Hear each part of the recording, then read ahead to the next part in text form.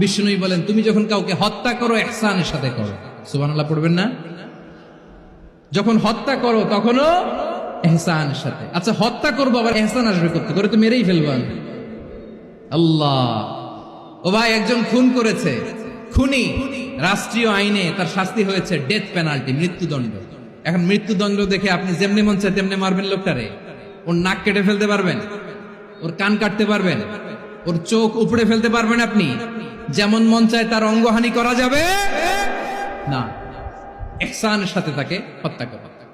সুবহানাল্লাহ, this is Islam, this is the true essence of Islam. ওয়া ইযা যাবাহতুম ফাহসিনু যাবহা, যখন জবাই করবে তখনও ইহসানের সাথে জবাই করবে। করব জবাই, ওইখানেও নাকি ইহসান।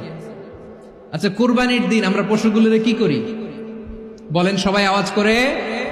জবাই। জবাই মানে তো এটার মেরেই ফেলতেছি, একটু পরে তো টুকরো টুকরো করে গোশতগুলো খাবো, এটা তো খাবো, এটা তো মেরেই ফেলবে। বিষ্ণু বলে না, জবাইয়ের মধ্যেও মুমিনের জবের ভেতরেও ইহসানের পরশ থাকা চায়।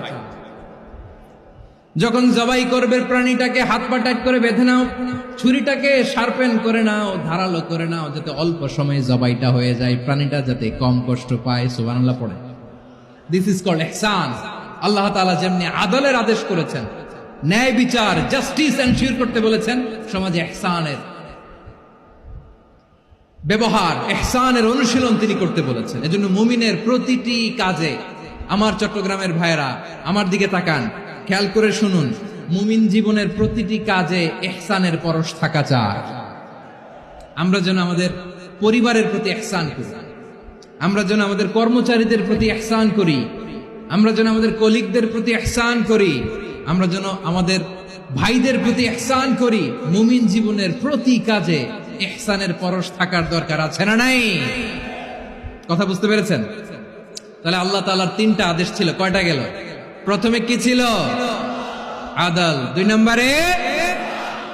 তিন নম্বরে রব্বুল আলামিন বললেন ওয়া ইতাইদিল কুরবা, নিকটাত্মীয়দেরকে দান করো, নিকটাত্মীয়দেরকে দাও, যারা তোমাদের ব্লাড কানেকশনের আত্মীয় তাদেরকে তোমরা দাও। এখানে জেনারেলি বললেন দাও, কি দিব সেটা তিনি এখানে বলেন নাই, সেটা তিনি সূরাতুল ইসরার মধ্যে বলেছেন। আল্লাহ বলেন ওয়া আতিদাল কুরবা হাক্কা, নিকটাত্মীয়দেরকে তাদের অধিকার, তাদের প্রাপ্য তোমরা বুঝিয়ে দাও। দেখেন